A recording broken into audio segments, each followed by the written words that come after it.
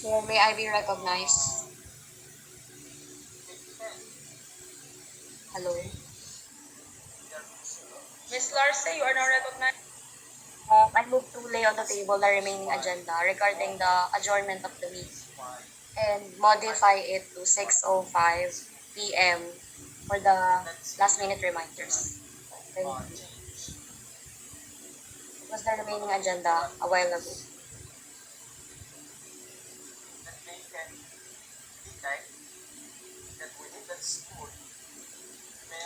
Okay, so there is a motion to adjourn the meeting at exactly 6:05 p.m. tonight. Do we hear a second?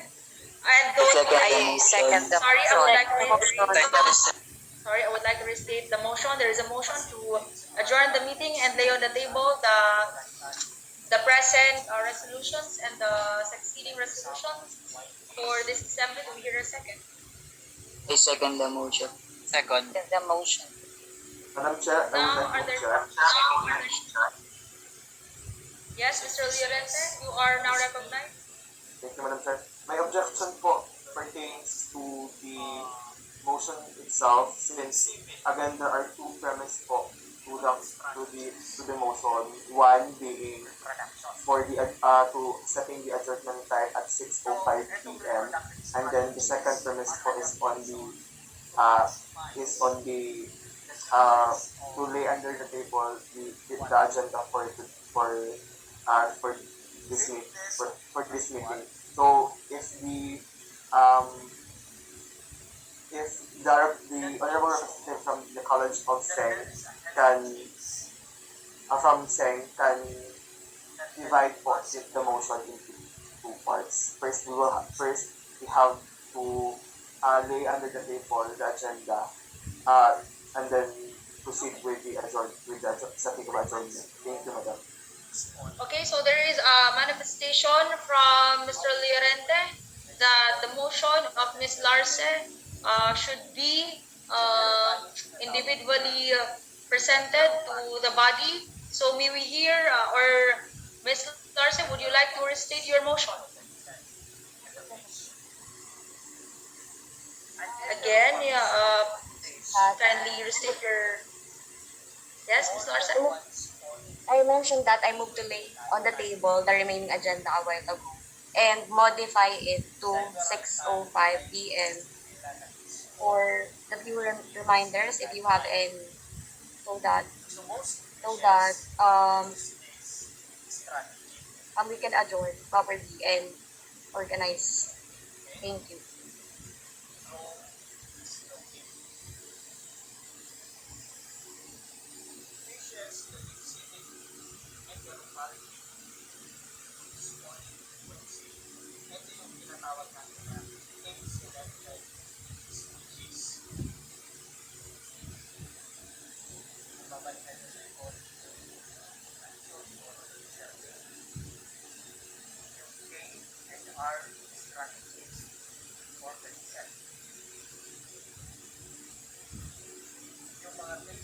Okay, so point of order for Ms. Larce,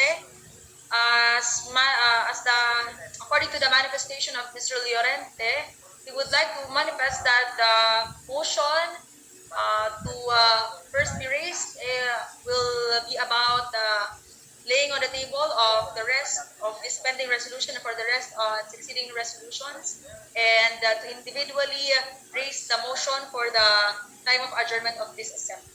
So, Ms. Larson, would you like to restate again your motion? Hello. So I move to lay on the table about the previous motion, which is to adjourn the meeting. And given that we're already past 6 p.m., so I guess I suggest that we adjourn the meeting at 6:10 to give ample time for the few reminders if you have any. Thank you. Larce, out of order, your motion is not clear because you, for the purpose that you are raising a motion to suspend or to lay on the table the previous motion. Point of order, Madam Chair. Yes, Mr. Coronado, you are recognized. Alright, so I'll clarify for. So I think you as the very first for a motion to lay down the remaining contents of our agenda, and then therefore adjourn the meeting after we discuss the other matters. So the motion first has to be, I vote to lay down the table the remaining contents of the agenda for this meeting and proceed immediately to the other matters discussed by the chair. So there is a motion to lay on the table or lay on the table the pending resolutions being discussed and for the succeeding resolutions and immediately proceed to the other matters. Do we hear a second? Second. I second. the motion. Are there any manifestation?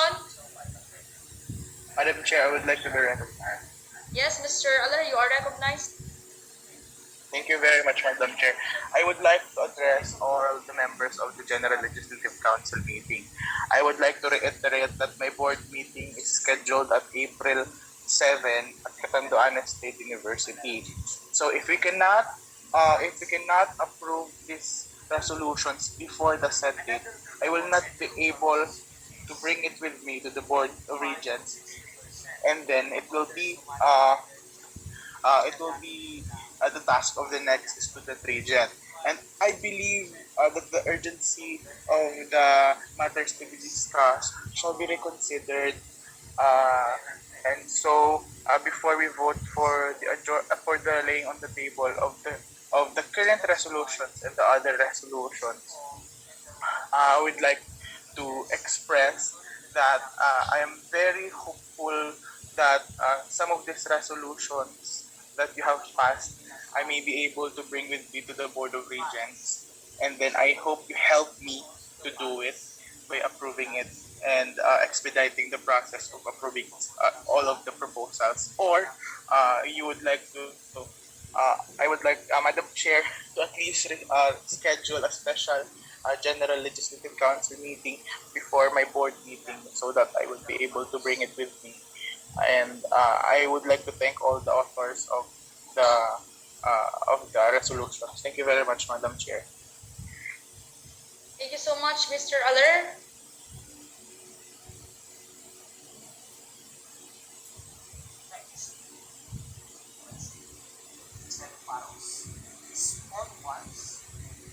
Are there any other manifestation?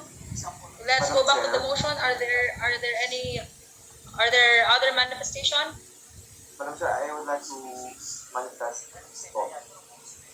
Sorry, your audio is not that clear. Hello, Madam Chair. Yes, Mr. Llorente, you are now recognized. Thank you, Madam Chair.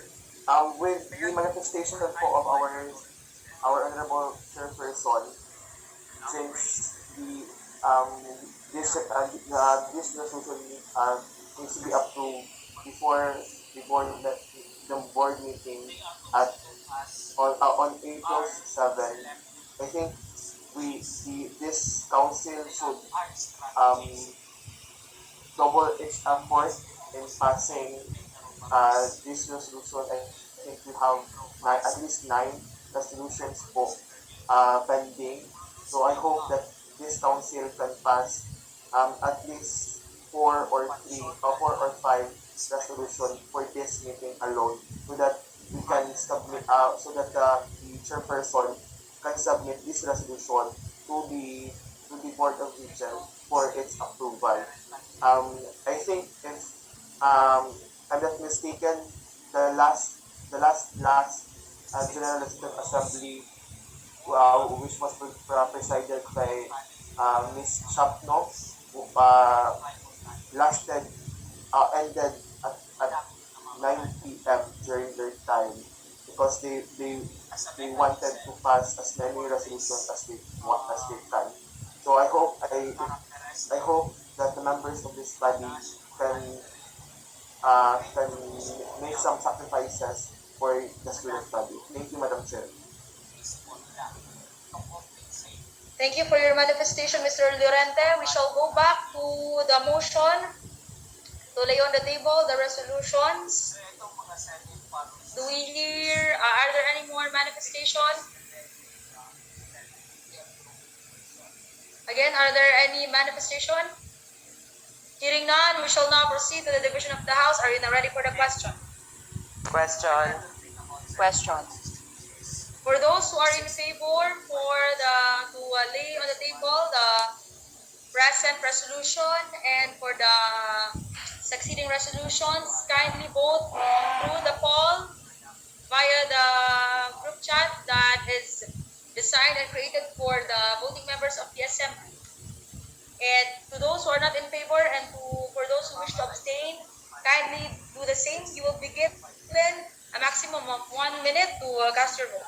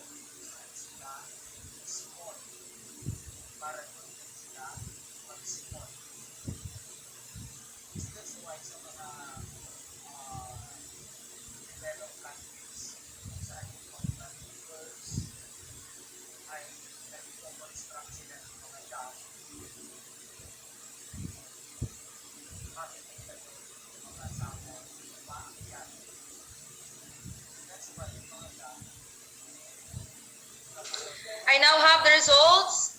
Those who are in favor for the laying on the table of the current or the present resolution being discussed and for the succeeding resolutions got 35 votes. Those who are not in favor got 6, and to those who abstained got 0.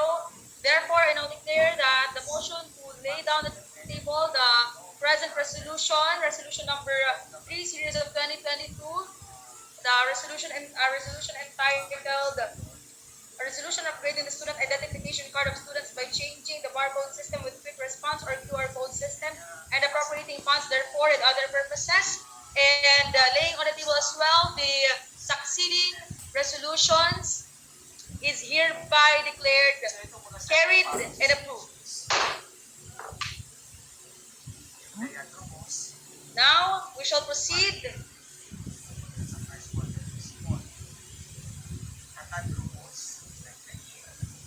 with other matters. So, as the Chief Legislative Council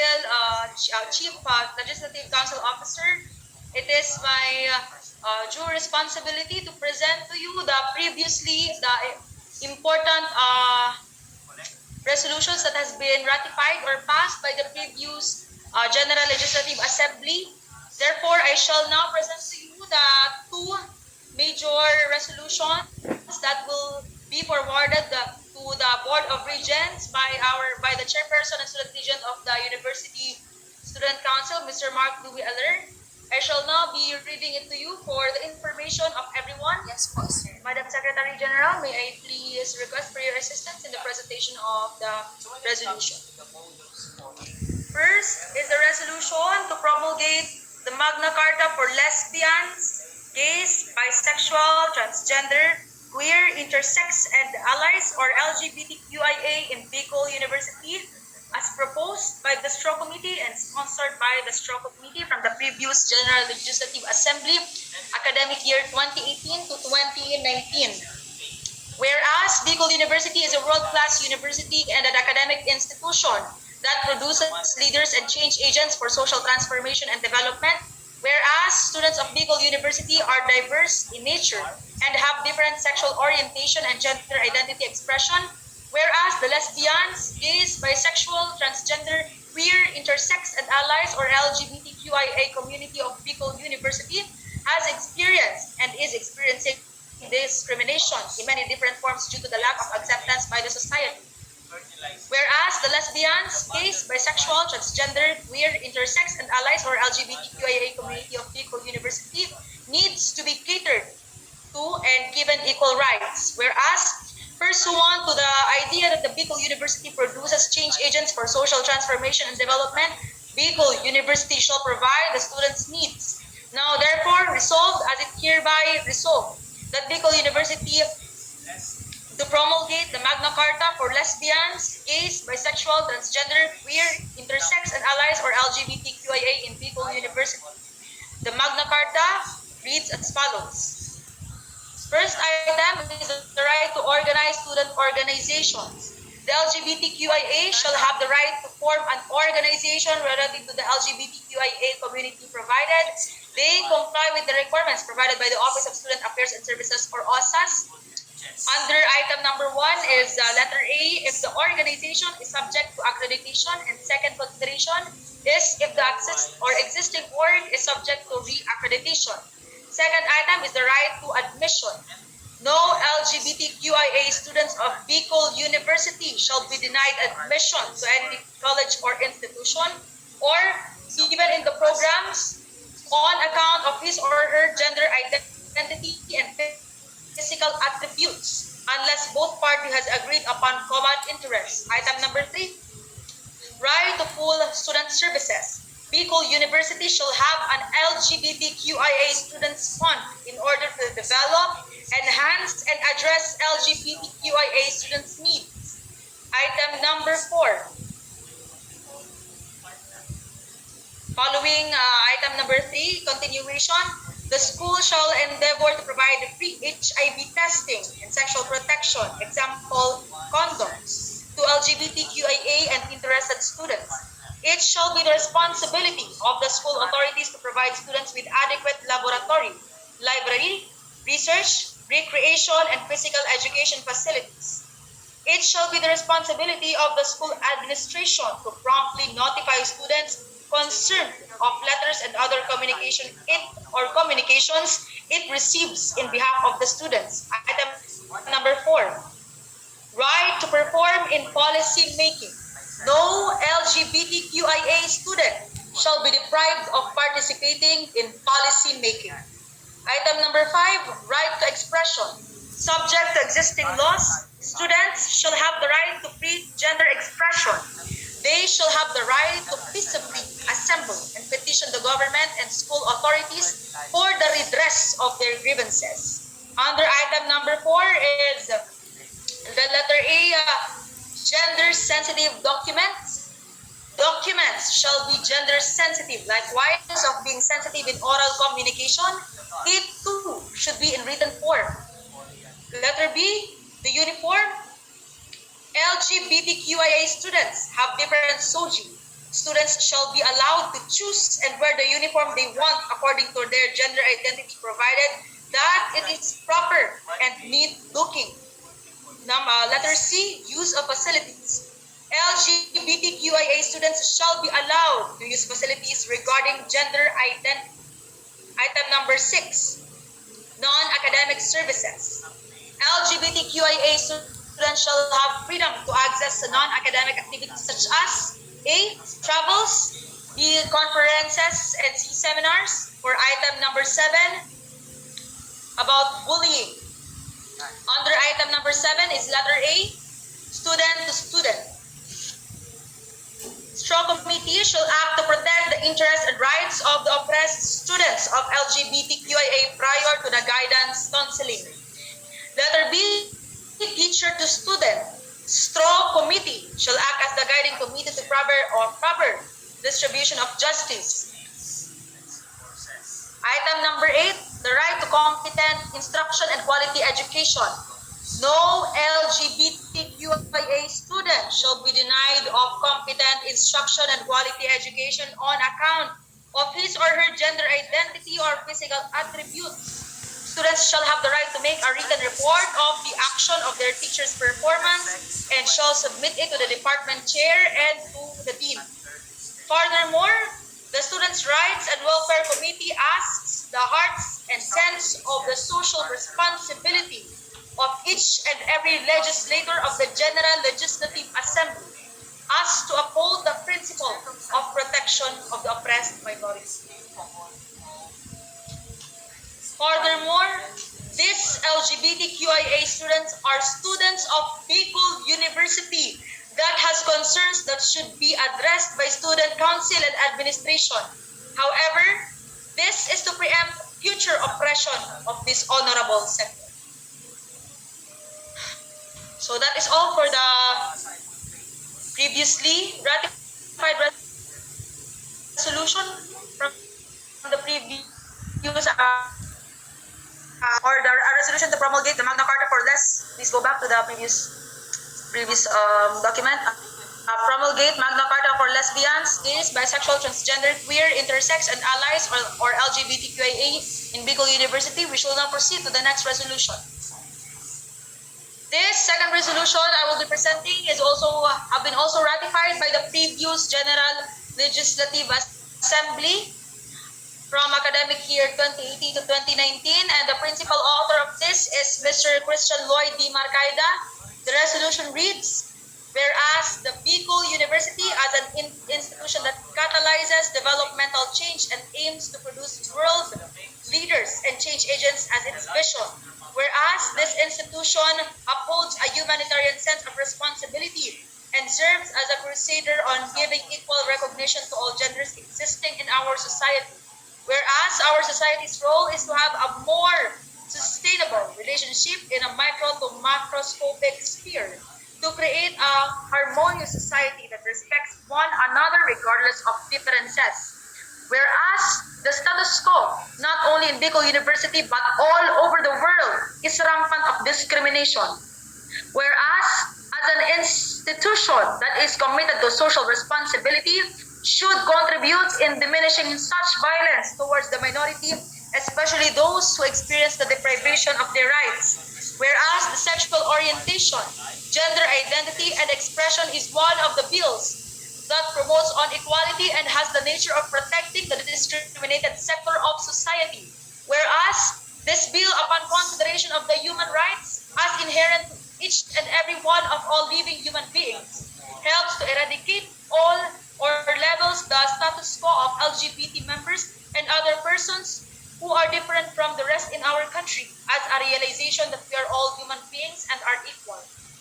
Whereas the SOGI Equality Bill counters the superficial traditions that promotes disgust and cut down the forerunners of stigma that affects the innocents, which can cause more than catastrophe to one's life. Whereas this bill simply tells us that no person shall be denied of any rights because of being who they are. Whereas it empowers the minorities of our society to be more active in participating in nation building by recognizing and accepting them as one with us. Moreover, this also creates awareness about gender sensitivity. Whereas this also promotes and empowers the women in our society that we are all equal. Therefore, resolved as it hereby resolved that Bicol University Legislative Body as an institution that promotes equality and equity in our society supports the SOGI Equality Bill into law. Furthermore, this resolution that embodies equality and equates or equity urges the chairperson and student regent to have a statement regarding the SOGI Equality Bill. Also, elevate the resolution to the Board of Regents to have a stand in behalf of the students and the administration regarding this matter.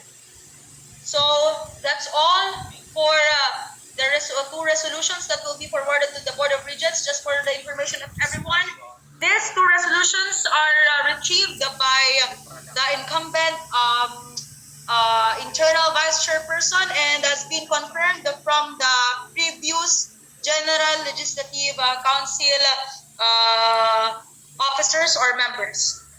Now, these resolutions will be forwarded to the Board of Regents for the approval, and for the process, the CSR shall give an update to the legislative. Now we proceed to the announcements. For the announcements, the next or the second General Legislative Council meeting will be scheduled on April 9, 2022, and the third third General Legislative Council meeting or BU Parliament will commence on April 27, 2022. Now for the additional announcements, since that the resolutions that have to be discussed are the motion, the previously raised motion to lay down the table, the resolutions to be discussed and are being discussed a while ago. This I now come to the decision to call for as a special meeting by either tomorrow or Wednesday. So kindly wait for the announcement from the public relations team for the notice of the special meeting or as deemed necessary by this council. Now,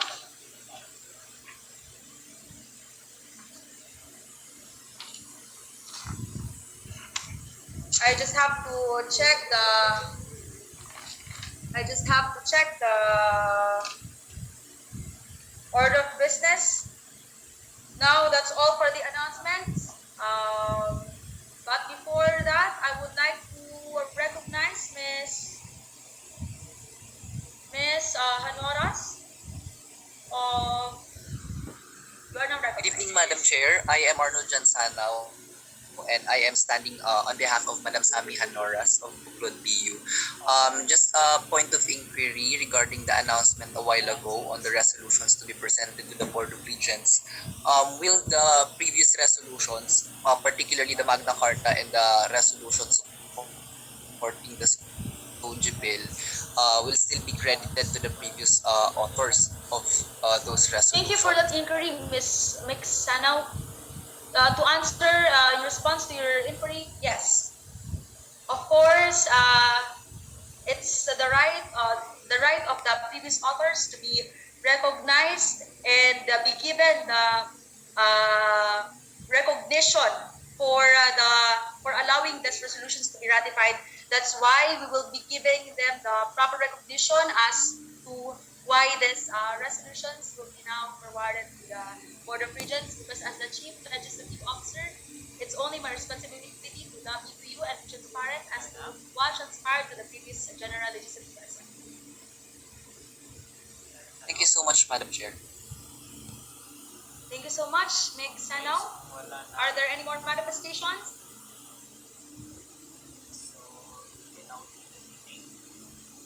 Ms. Lorce, you are now recognized. Join the meeting at 6:35 p.m. Thank you. Again, sorry, Ms. Lorce, would you like to properly put that into a motion? I move to adjourn the meeting at 6:35 p.m.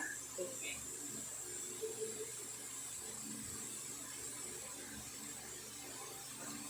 Okay, thank you for that motion. I just would like to inform everyone that actually we are about to adjourn the meeting. However, since the motion is being raised by Ms. Larce, we will be honoring that. So we will now proceed. There is a motion for the adjournment of this first General Legislative Council meeting at exactly 6:35 p.m. tonight. Can we hear a second? Second. I The motion is now seconded. Are there any other manifestation? Madam Chair, may I be recognized? Yes, Mr. Aller, you are recognized. Thank you very much. I'm very sorry. I just need a short time. I would like to inform if there are representatives of your council or any officer of your council Council that did not attend the meeting without prior notice, please expect a memorandum from my office. I will cite then that this action is discourtesy to superiors, and please be ready to ready for your statements in response to my letter. Thank you very much, Madam Chair. Thank you for your manifestation from the Executive Council Chairperson, Mr. Mark Louis Eller. Now, just to be on track, where are we? Okay. Now, are there any other manifestation? Hearing none, we shall now proceed to the division of the House. Are you now ready for the question? Question. Now, to those who are in favor for the adjournment of the first General Legislative Council meeting at exactly 6:35 p.m., kindly vote via the poll created and designed for the Legislative Council voting members. You will be given 1 minute to cast your votes to those who are in favor, not in favor, and those who wishes to abstain.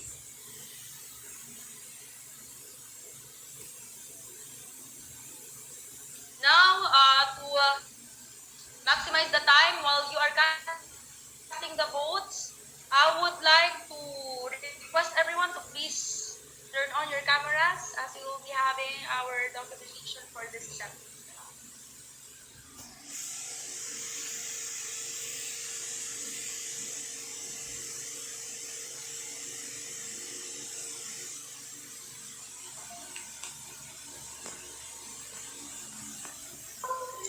This is also to check if all of the members here follow the House rules pertaining to the use or wearing of the proper dress code, which is to wear the prescribed uniform of the university.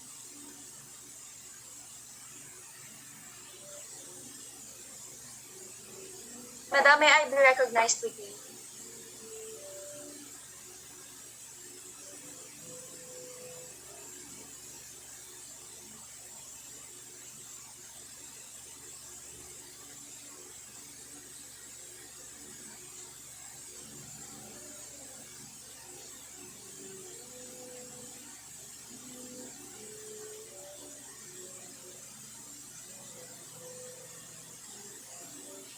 Yes, Miss Tiffany Liliana, since the time of adjournment is still into a motion, I will give you 30 seconds to raise your question.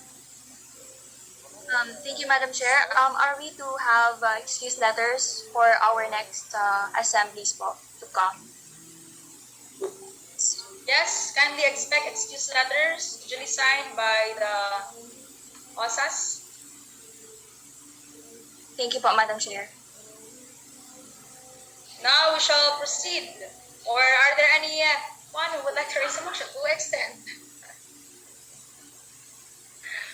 But since that still we are in adjournment, I will now request everyone again to please open their cameras for the photo opportunity, and we will be assisted by the technical team. So are you now ready? In 3, 2, 1. Another one. In 3, 2, 1. And for the last time, in 3, 2, 1.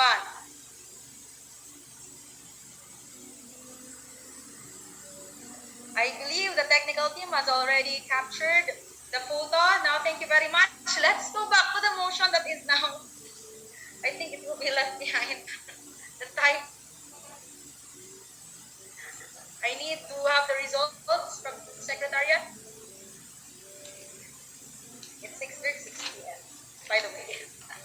So, for the motion to adjourn this meeting at 6:35 p.m., the in favor got 39 votes. Those who are not in favor got 0 votes. And to those abstained got 0 votes. Therefore, I now declare that the first General Legislative Council meeting of the General Legislative Council be adjourned. But before you leave, kindly please leave the Zoom meeting after the singing of the Bicol University hymn in respect to our alma mater. Thank you very much and good evening. Please don't leave the meeting first.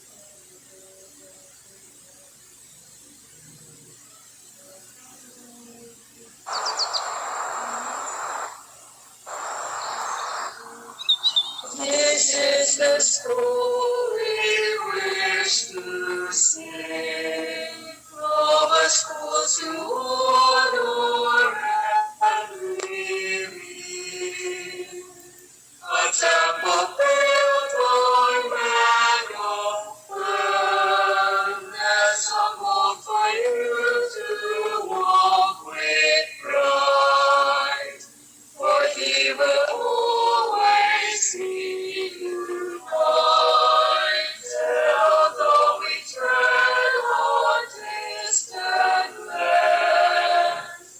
We all shall cherish what you've taught us, and to hope and regain forth.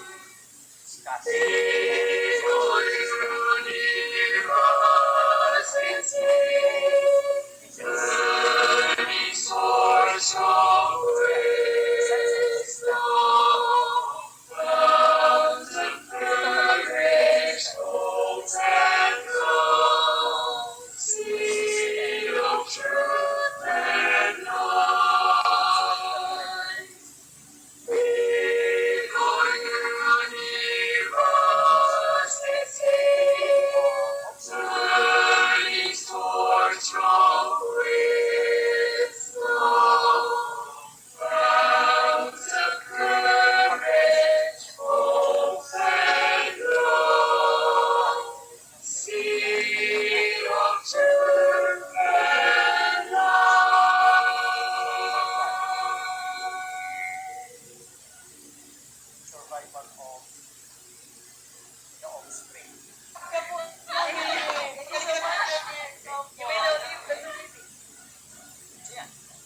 Thank you, guys. Thank you, everyone. Thank you so much. Everyone. Bye po. Thank you po. Bye.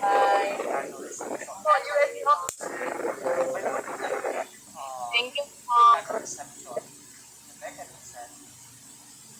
Thank you, everyone. Congrats, congrats, Francia. Thank you. Guys, pwede na kayo kumain for today's video. Itry natin next time. Yeah, let's shoot for the PCPU Parliament. Tama, face-to-face na dapat. Ay, Para ang narinig pala snap. ko. Narinig ng lahat. Ala, pati yan. Okay. We thank you, guys.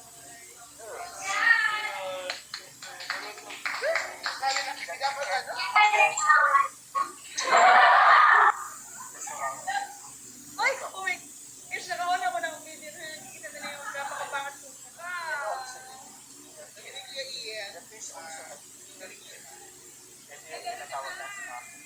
Uh,